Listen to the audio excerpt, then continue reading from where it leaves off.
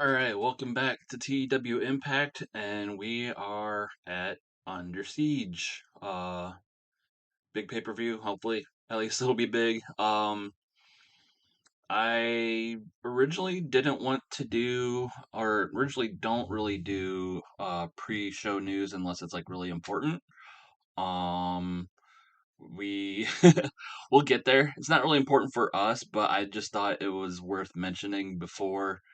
I thought about holding it till uh Impact, but it doesn't really involve us, but pretty big news nonetheless. We'll get there. Before we do that, let's just go over the numbers for Impact. BTI before the Impact TV rating did not change. As always, the overall rating 29 up from last week's 26. Impact's rating was a 0.27 up from last week's 0.25. Overall rating 41 up from 36, and attendance 358 up from 343 last week. So slowly ticking back upwards. Attendance, that 5% uh, loss didn't really hurt us. Our overall ratings are climbing back up after kind of disappointment from the previous week. But yeah, slightly trending upwards. But here's the news I wanted to talk about today instead of holding it off till after Under Siege. Um, Retirement madness. So after I got done booking Impact last week, or the last episode of Impact, there was like 70 retirement announcements, and then Impact's Thursday, so Friday would have been like the initial run of like the 70 or so announcements, and then Saturday before Under Siege, we had like another 15, 20 more. Or yeah, so this list I pulled out like the notable names or the names that I recognized, and this isn't even half of all the people who announced their retirements. Whether it be 3 month or 1 month. I did not keep track of those. But let's go through this list. Ricky Steamboat, Onita, Masanobu Fuchi, Bushwhacker Luke, Brian Lee, Bob Holly, both Steiner brothers, the Honky Tonk Man, Sawama, Tommy Rich, which will be a hit for AIW, considering they still book him, and for some reason, he actually wrestles in the ring for them. Rikishi, Johnny Curtis, formerly known as Fandango. That one kind of hurt because I actually debated on bringing him in. Kind of had tentative plans for him. They wouldn't have been till like after Slammiversary, but I thought he would be a guy to get eyes on us, but he's retiring, so uh yeah, that one kind of hurts. Uh, well, not really hurts, but just kind of a bummer. Yoshinari Ogawa, Michael Modest, Tetsuhiro Kuroda, Brian Fury, Shane Sewell, Kazushi Sakuraba, Mali Hosaka, Randy West, Nyla Rose.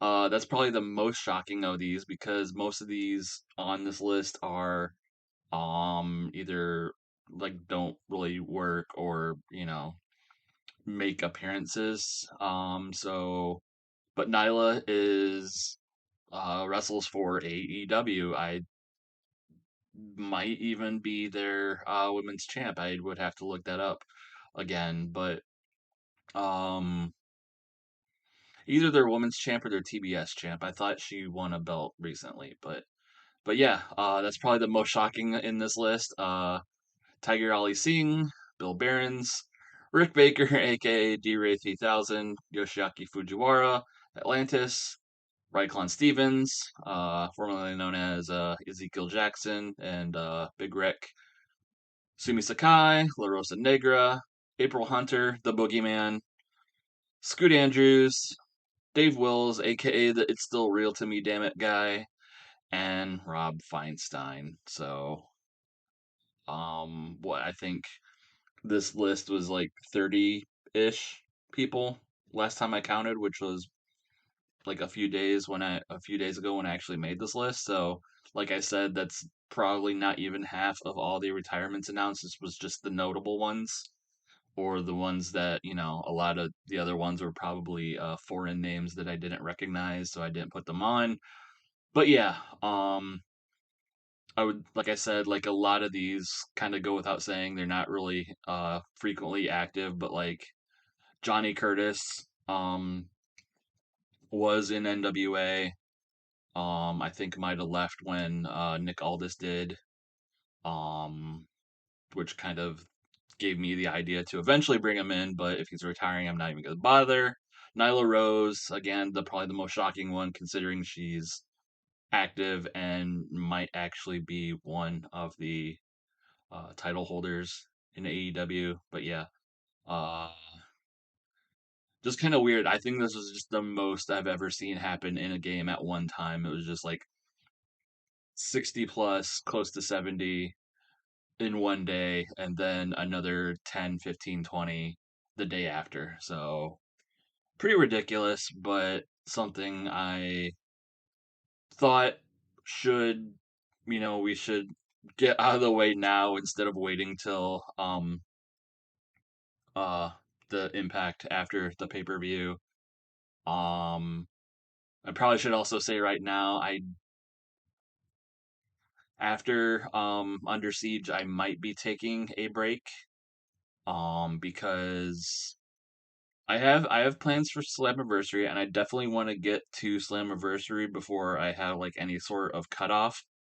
But I have plans, but I've I've actually been spending the like last couple weeks or so trying to book up to those plans, but it's another one of those gaps where it's like 6 or 7 weeks of TV leading up to it. So, and there are some things I want to attempt to do, but um some of the angles I have almost booked all the way through, but like we'll probably get to it, but like I'll probably mention it at the end again. But yeah, um it's going to take me some time to book um a lot of those shows. Um I try to book them on paper before I book them, or at least what I can before running them. So like I said, it might be hopefully maybe no more than a couple weeks, but let's just get into Under Siege right now. Okay, so we start Under Siege with the pre-show matches, free and live on YouTube. We start off with Madison Rain and Brandy Lauren coming out um before their match to introduce their mystery partner. Madison Rain again kind of recaps about how everyone's kind of dividing themselves into gang like three woman groups and gangs lately, so they decided they need a third.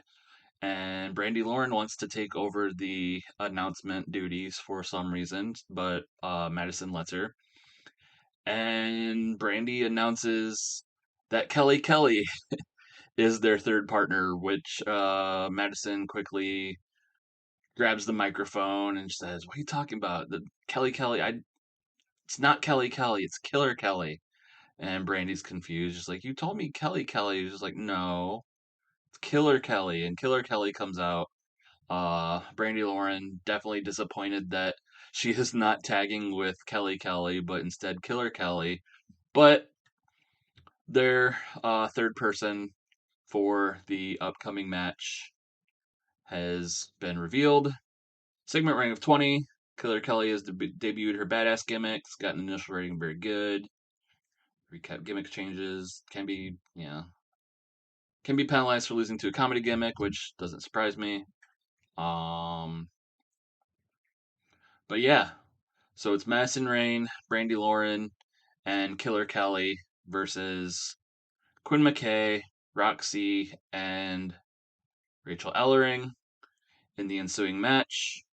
Basically, Killer Kelly is dominant.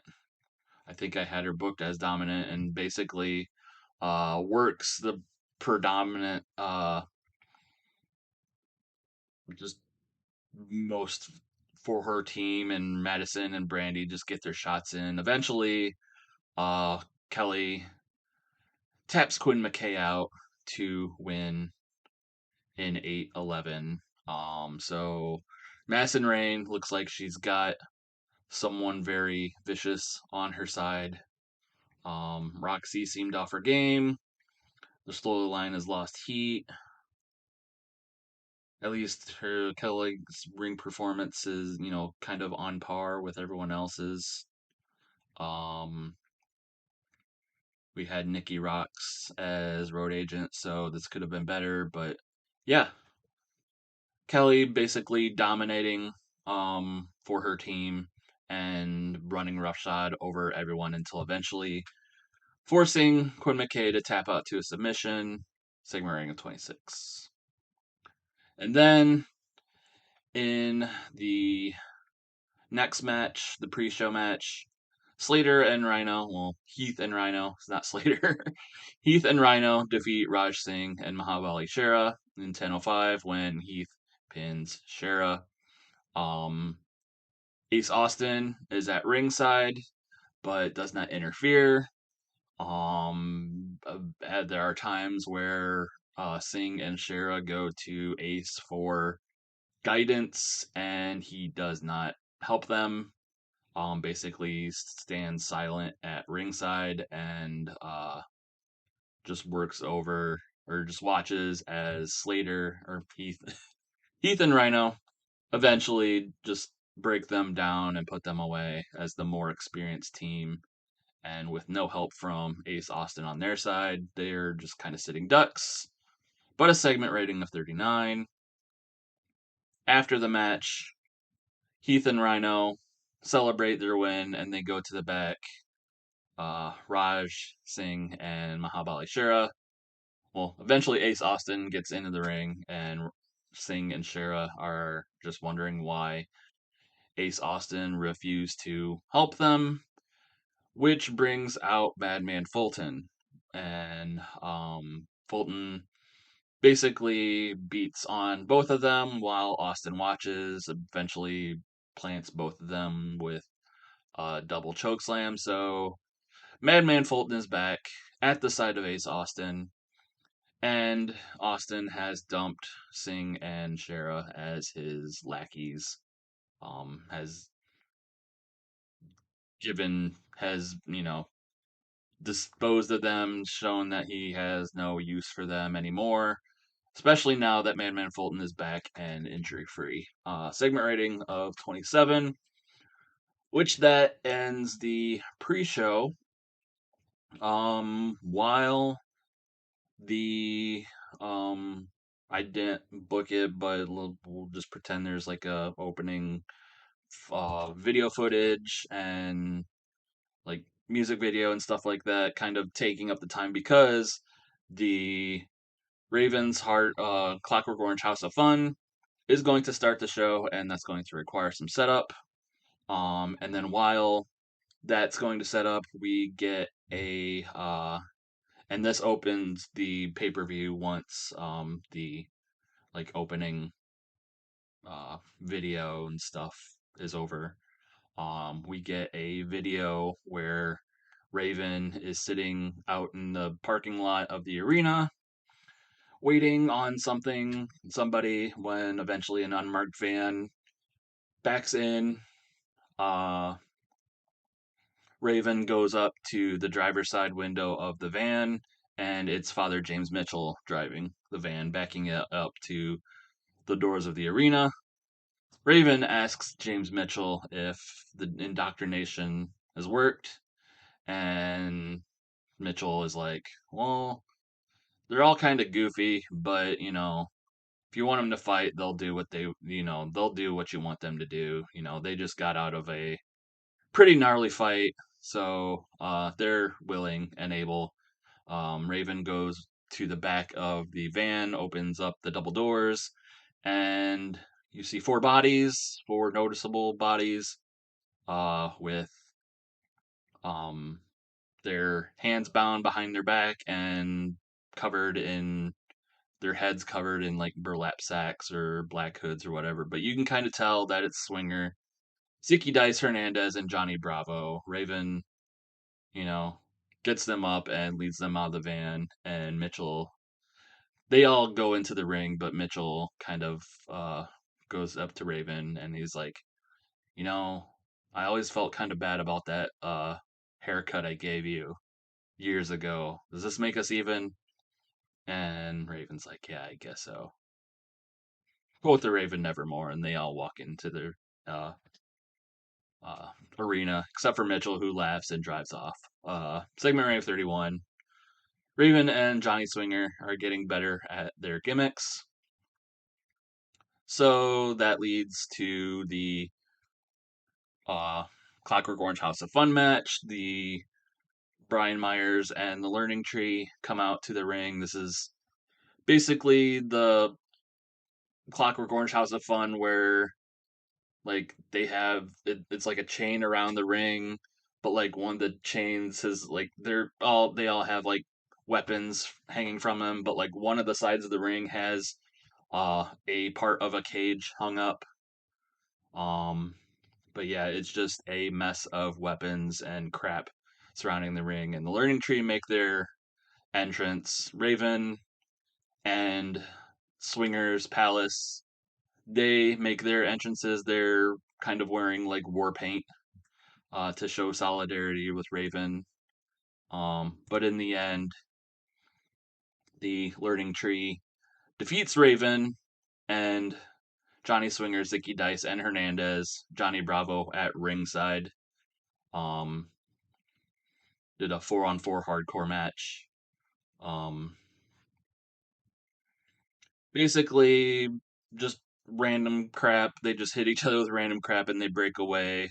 It's mostly the underlings of the Learning Tree break off again in brawls with the Swingers Palace, and it's Myers and Raven predominantly in the ring. Raven goes for the Raven effect, but um, in his slow old age, does not quite make it. Myers reverses it into a Raven effect of his own and gets the pin. With well, let's go over the news because there's looks like a lot of them. Hernandez was off his game. Swingers getting Bear's gimmick. Johnny Bravo did good work at ringside. And this type of match was a very poor choice for the audience. We were told that a hardcore match would not be good. And I, you know, wanted to start the show with it. I was wondering if it would be a mistake. It might be, but we have a lot of matches. Hopefully they'll be better. Segment rating of 24. Um, but yeah, and I don't get why a hardcore match is a bad choice of gimmick for this match, considering Impact in real life just ran a barbed wire massacre match. We didn't necessarily go that far. This is just generic hardcore with weapons. Of course, that's probably set up in the whole product page, so maybe that might need tweaking, but I don't really plan on getting more violent than this. But again, I didn't think this was going to be so violent, and but when I got that warning, I'm like, okay, we'll probably get dinged for it, and we did. It got a 24. Of course, the general performance level of everyone involved didn't help. Brian Myers was head and shoulders above everyone else. Avery Good was next. And then Raven, but also Raven is quite, old at this point. I think we had him protected and probably, yeah, got a bonus for being protected. Um, we got bonuses for things. We were penalized for other things. So, yeah, stuff kind of evens out. But yeah, basically, in the end, Brian Myers pins Raven with the Raven effect. After the match, The learning tree have properly disposed of Swinger's Palace. Myers tells them to pick Raven up, and they handcuffed him to the side of the ring that has a cage wall on it. And Myers grabs a chair, and he's intends to recreate the infamous Raven handcuffed to a handcuffed to a cage chair shot that was in the ECW opening for years. That does not happen as Swinger and Zicky and Hernandez and Bravo fight back, chase off the learning tree. The learning tree get chased up to the back. But while they're attending to Raven and attempting to unhandcuff him from the cage, out comes Johnny Swinger, or out comes Ace Austin and Madman Fulton, who had just reunited at the pre-show, and basically, Fulton runs in, chokeslam Swinger, and they get their shots in before the rest of Swinger's Palace are able to do anything. Um, originally, originally I wanted this to be a blinding, because I alluded to Ace Austin being blinded in the casino match, or the casino brawl. But the pay-per-view company would not let us do that. Plus, it was a minimum 5-minute segment, and considering the openness levels of everyone involved, probably would not have gotten a good rating. Probably would have gotten that this segment ran too long warning. So we just did it as a general beatdown. Um, so yeah, Ace Austin has Madman Fulton as his muscle again. Does not need Singh or Shera, and still has his eyes on Swinger. Um, at least for now. Segment rating of 22. And then we get the championship match, but with no titles on the line. Knockouts champion Deonna Purrazzo and digital media champion Chelsea Green versus the Iinspiration, the Knockouts tag team champions, with Tenille Dashwood at ringside. But the BFFs win, but because the Iinspiration decide to get intentionally counted out, they walk out. They want nothing to do with this match. So they just take a walk. Leaving the ring. Segment rating of 39. Uh, but as the Iinspiration and Tenille Dashwood walk to the back, the lights go out, and we get a entrance from the debuting Zhao Zia. Unfortunately, the entrance itself only gets a 19. We basically, she does, her cool martial arts moves. The Iinspiration and Tenille are in the middle of the aisle, and basically the Iinspiration just kind of back off and leave Tenille to Zia because their match is next. So basically, Zia comes down to the ring and forces Tenille into the ring. The BFFs have gotten out of the ring. The Iinspiration have gone to the back. And the match begins.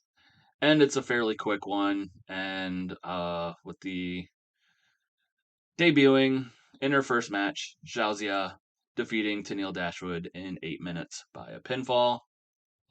Decent match, segment rating of 33. Better than the previous matches, I guess. But yeah, Zhao Zia making quick work of Tenille, getting her first win in her first match. And then we get Eric Young. He comes out to the ring, and he's been calling out Joe Doering, just like he called him out at uh, Rebellion, and he called him out on the previous Impact. This time, Joe does appear, and Joe takes the microphone, and he's like, I know what you're trying to do. When you called me out at Rebellion, you knew I was in Japan, and I told everyone I was gonna be at Impact, yeah, next Impact show. I told everyone I was back in America, and I was gonna be at Impact the next week. But you made sure to cancel all my flights and make sure I couldn't get there in time. So, but of course, you had to look good, and you had to come out and make me look bad, and you had to, cut your stupid promos about the sickness and violence by design and all that. And I joined violence by design because I just thought inflicting violence upon people was fun. But you're the one that tried to make it into some sort of bullshit message. And I'm sick of the message. I'm sick of following you. And I'm just going to show everyone that my kind of violence, which is just inflicting it for the sake of violence and having fun while doing that. And I'm ready to beat your ass. I don't care if you're injured or not. Joe Doering grabs Eric Young by his shirt collar, lifts him up, but out comes Damian O'Connor, uh, formerly known as Big Damo on the Indies, and Killian Dane in WWE, where he tagged with Eric Young as a part of Sanity. So, a sort of reunion. Damian O'Connor runs out, beats on Joe Doering, plants him with some big power move, and lays him out with his uh, big fat body. um, but yeah, Damian O'Connor debuted his Beast of Belfast gimmick, got an initial rating of great. Broken Design has actually gained heat with this segment. Need to be more star power to have Damian fighting for that long. Joe Doring used subtle mannerisms to hint at a future face turn. Um, do I dare turn him tonight? And well, this is Damien O'Connor, his badass gimmick. Beast of Belfast, a badass gimmick. Okay. So doesn't look like I can turn Joe Doring now, and well, actually could. Well, no, can't handle changes. So okay. I didn't really want to turn him or turn him face right now because that would likely result in it failing like every other turn that I've been doing. So we will just wait for him to turn. But yes, Joe Doring will be a face if we haven't spelled it out for you. Because Violence by Design is now dead. Eric Young and Damian O'Connor celebrate over Joe Doring's fallen body. And Eric Young cuts some kind of promo about, the sickness not being violence, it's pride. And Joe Doring was too proud of himself. But now the sickness is sanity. Ooh, whatever. I don't know. They were insanity together. There's some sort of link there. But yeah, Eric Young called up Damian O'Connor to lay out Joe Doring. And that's what they did. Segment rating of 30. Now it's time for the X Division Championship match where Swerve Strickland defeats Steve Maclin. It's Steve Maclin's first and last title defense. Fairly straightforward. Defeats him in 12:06 with a JML driver. It's really just a way to get the belt on Swerve because Swerve is a star, and we are booking Steve Maclin as somewhat of a joke, but we not technically, well, whatever.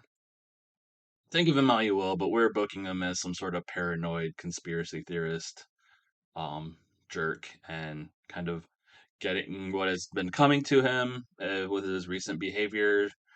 So yeah, he loses the X Division title after all the crap that he put everyone through to get a shot and squeak one out and pretend to be Shark Boy and then beat Shark Boy to win the title, and it all ended with just Swerve um making him look bad. Well, they didn't really make him look bad because this match ended up being a 45. So a good match. Swerve's House of X storyline has gained heat. After the match, we get a celebration. Maclin slinks his way to the back, and basically Swerve celebrates with the belt, takes the mic, and basically, asks the crowd, whose Impact house? Swerve's house. I don't know if that was an actual sentence that I, just said there, but he gets the crowd to say his catchphrase, Swerve's house, yay. But yeah, Swerve is now the X Division champion. Segment rating of 43. We get a music video to promote the Wolves. It kind of shows the recent weeks where Davey Richards broke his foot a couple weeks ago, had to be held off of Rebellion. Eddie Edwards fought in a handicap match on his own without his partner. And the last couple weeks where Eddie Edwards has been taking on the Gospel of Violence on his own, um, you know, getting wins in the column, but ultimately, getting beat by them physically. But, you know, this is kind of hyping them up to an eventual return.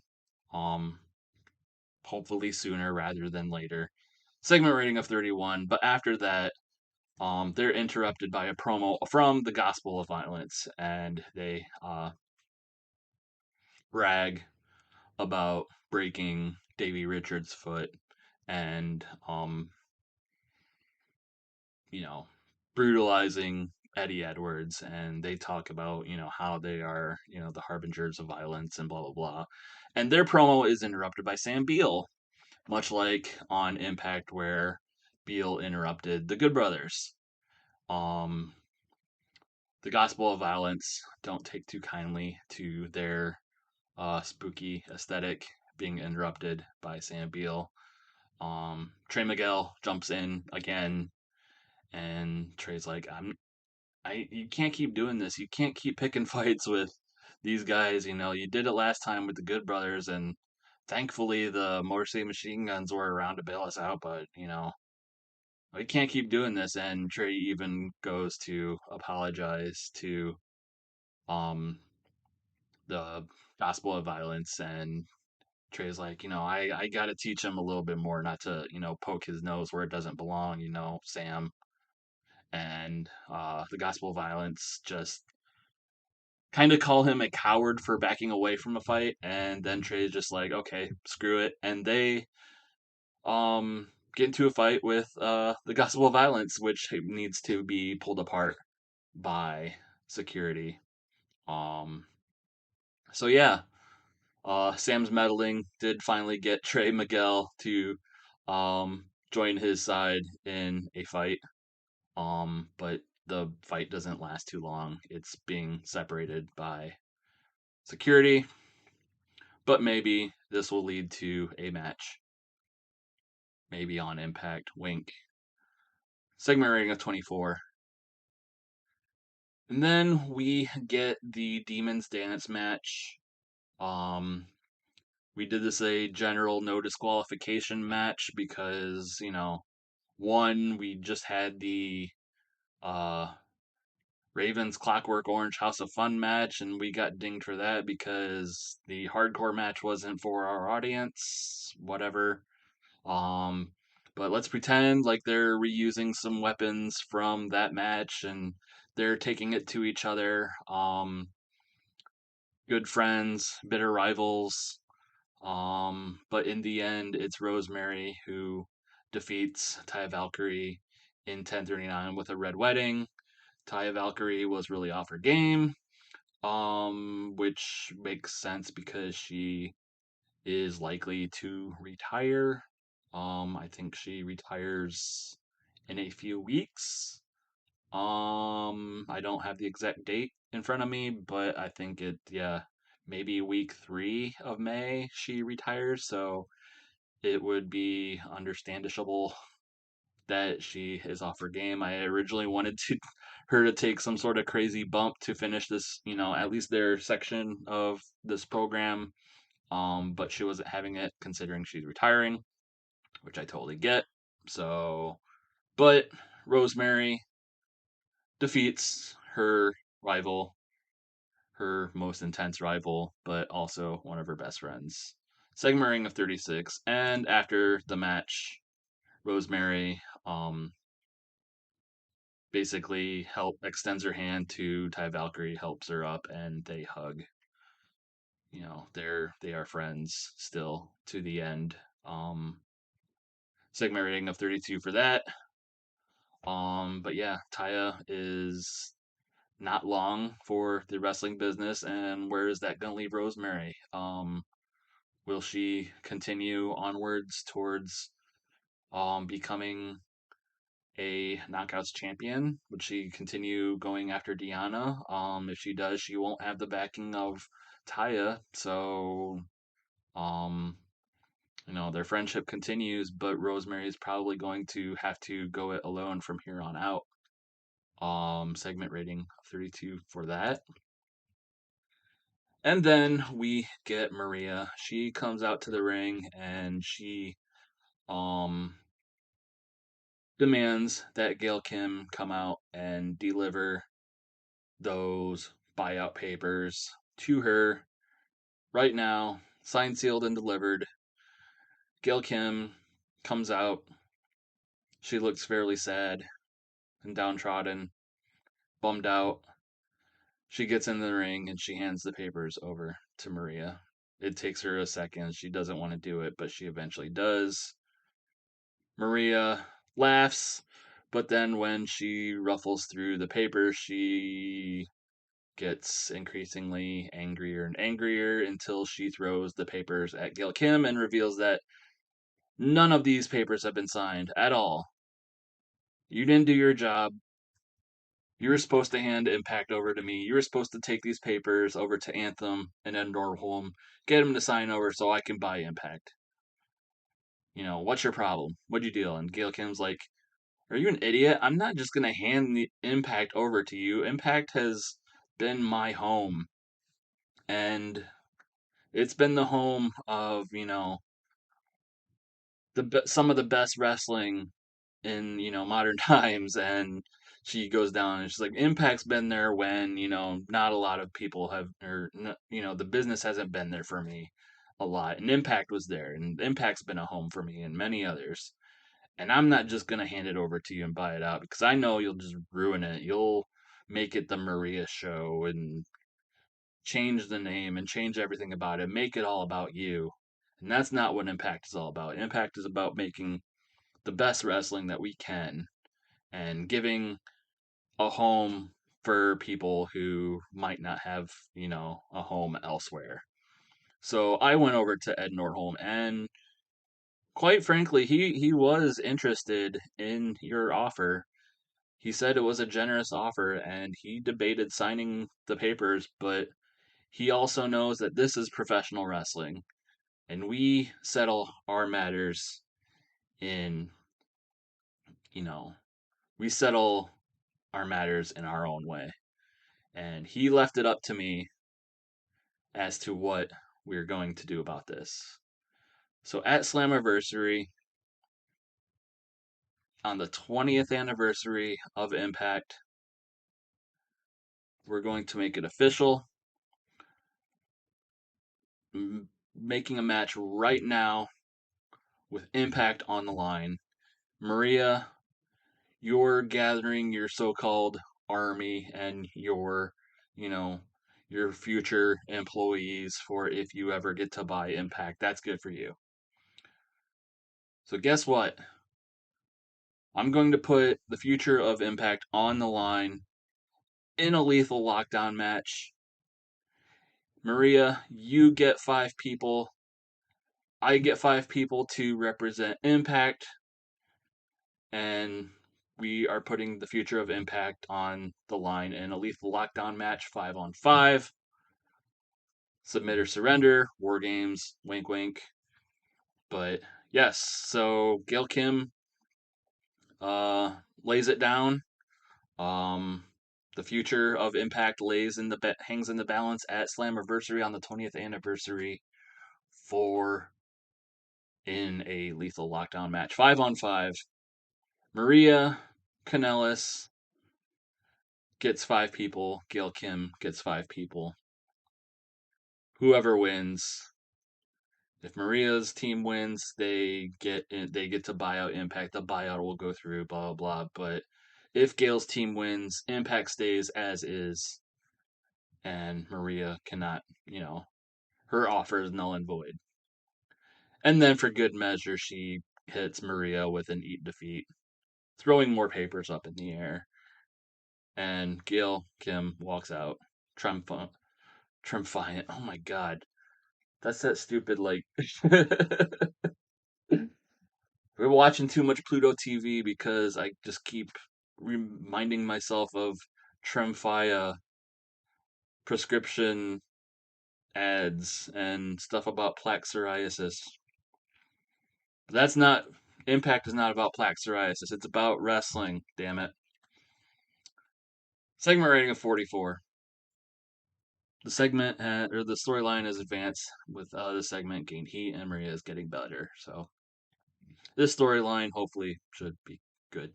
It's just starting, and we'll see how it goes to their Slammiversary. Like I said, there's like 6 or 7 episodes of Impact to get there, so we'll get there.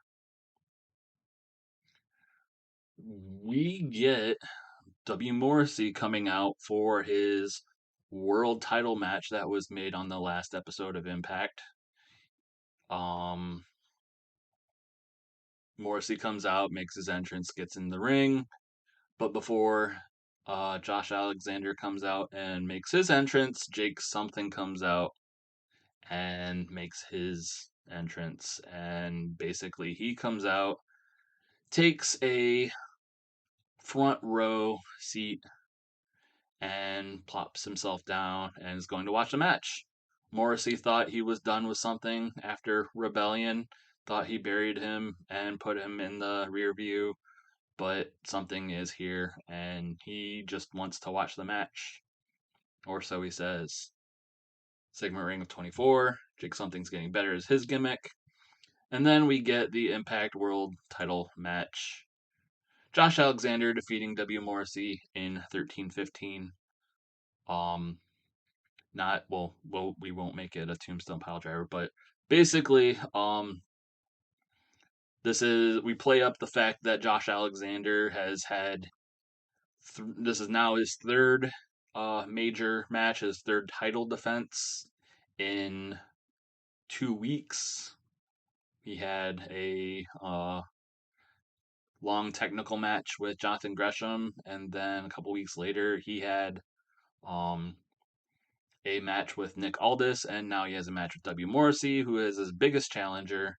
So we put over the size difference of W. Morrissey, and normally it might be a cakewalk for him to overpower Alexander or somebody like Alexander and win the match, but Morrissey is constantly distracted with the presence of something at ringside. And apparently it just gets to the point where Morrissey just loses concentration. He yells at something at a point where he thinks he has Alexander down and basically points to something and goes, "This is you." And he turns to Josh Alexander and goes to hit him with a big boot, but Alexander grabs the boot, rolls it through, and he locks on an ankle lock for quite a long time, pulls him as far away from the ring ropes as as he can, because Morrissey is super tall and can likely reach the ropes, but pulls him back and eventually grapevines the leg. Eventually Morrissey um taps out. I could have sworn I made this a submission finish, but maybe I didn't. But Josh Alexander retains the Impact World title once again. Segment rating of 42. We get, storylines advancing with this match, and the something storyline is actually gaining heat. The Josh as world champion, not so much, but still advances. So we shall see what the future is for Josh Alexander as Impact World Champion, and the adventures of W. Morrissey and Jake something, which Morrissey thought ended at Rebellion, but apparently not. So, in the main event, we have the Morrissey Machine Guns versus the Good Brothers for the Impact Tag Team titles. Morrissey Machine Guns make their entrance. The Good Brothers make their entrance, but the Good Brothers interrupt their own entrance with a speech. And basically Doc goes, we know you guys, you guys are good. You guys are Impact legends. You guys are Impact royalty around here. So we went out and we got ourselves an insurance policy. We went out and we got ourselves a good brother. But we didn't just get ourselves just any old good brother. We got ourselves the prototype good brother. We got ourselves the ultimate good brother. We got ourselves Kevin Nash. Kevin Nash comes out. They throw up the two sweet. Kevin Nash returns it. He's going to be at ringside as the Good Brothers insurance policy. Of course, with Alex Shelley and less so Chris Sabin, but a lot Alex Shelley, considering their paparazzi production days. He's kind of like, what gives, Kev? I thought we were tight, and Kev just kind of like shrugs his shoulders and does the money sign with his fingers. Is like, they paid me, so I'm doing what they're paying me for. So, the Good Brothers throwing a wrench in the plans, to hopefully keep the Impact Tag Team titles around their waists. Segment rating of 45. Kevin Nash has a big sexy gimmicks, got an initial rating of great. So there's that. So we get the Good Brothers defending against the Morrissey Machine Guns. The guns do fairly well with their size or with their speed, but are eventually overpowered with the size and power advantage of the Good Brothers, and they take control once again. Eventually, the Morrissey Machine Guns get their second wind. They're, back on the come up. They throw Doc Gallows into the corner, and then they go for a corner move. Kevin Nash gets into the ring and stops them from giving the move to Gallows. And they're just kind of like, again, what the hell, Kev? We're trying to do our match. I know we're boys and I know they paid you, but come on. What are you doing?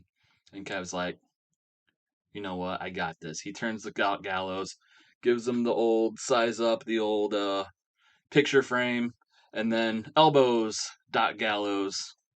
Elbows him hard enough that Doc eventually rolls out of the ring. Kev uh gets back out of the ring, and Kevin Nash like motions to Alex Shelley and Chris Sabin, is just like, it's all yours. Go for it. And it's basically Morrissey Machine Guns and Karl Anderson. They hit him with we got Alex Shelley winning, submitting Karl Anderson with a Border City stretch. Gallows does not make it back in time into the ring to break it up. Karl Anderson taps the Motor City Machine Guns, defeat the Good Brothers in almost 15 minutes to win the Impact World Tag Team titles. Segment rating of 49. Got some bonuses. Karl Anderson was off his game, but the Motor City Machine Guns, they won the tournament. Maybe they had a slightly easy path when you factor in that they only faced against the Learning Tree, but um, that's the way it played out. They had Eddie Edwards in the finals. They beat him, um, and they got their shot at the Good Brothers, and they took advantage of it. Of course, the fact that Kevin Nash and his loyalty to Alex Shelley and Chris Sabin helped, despite taking money from the Good Brothers. So after the match, we get a title celebration of the Morrissey Machine Guns with Kevin Nash. I don't have him here.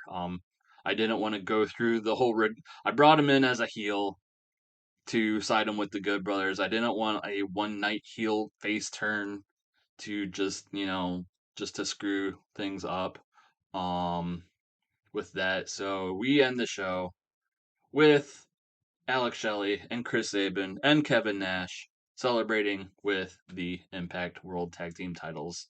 The Good Brothers make their way to the back. So we have a feel good ending to Under Siege, and the Morrissey Machine Guns are tag team champions once again. Overall rating of 47, which I think probably makes this our best show so far, but not by much. I think the previous one was either 46 or 45, but we had good stuff near the end. The Gail Kim and Maria segment did well. The X Division title did well. Our title matches did well. The beginning of the show, not so much, but we got there. Segment rating or overall rating of 47. Show increased our popularity in 17 regions.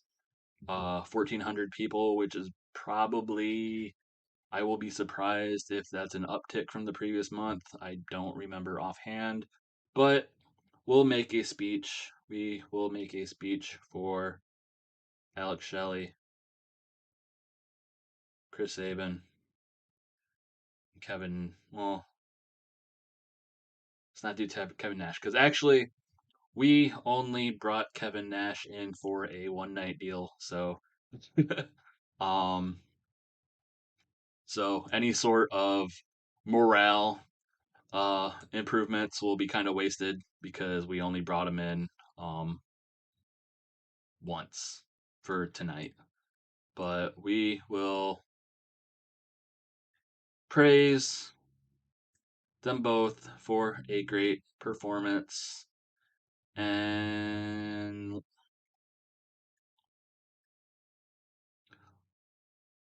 let's do Swerve. We've been giving Josh Alexander some love a lot lately. Let's do Swerve. Let's praise him. Let's compliment him for a good performance, and the Bucks, God, the Guns for a great performance. Make speech. Alex Shelley's pleased. Sabin is pleased. Strickland is pleased. So that's Under Siege in the books. Like I said, it might be a bit until the next episode of Impact because like I said, there's like 6 or 7 episodes of Impact till Slammiversary, and I have plans, just not a way to get there. Case in point, um, not so much a teaser or spoiler or anything, but the world title situation is kind of up in the air. I have plans, if I can pull them off. I want something big for Slammiversary, so if I can pull off these plans, if I can pull it off for Slammiversary, I will be shocked. I have a backup plan if this doesn't go through, if the original plan doesn't go through, but even then, that backup plan requires some planning for, uh, you know, for the lead up to Slammiversary to make sense. But some of the other storylines I have in the bag, and provided last minute changes aren't going to be affected. So yes, thank you for being here for Under Siege. Um, hopefully you'll remain being here uh onward to Slammiversary. It might take a bit, but we'll get there. And thanks for watching.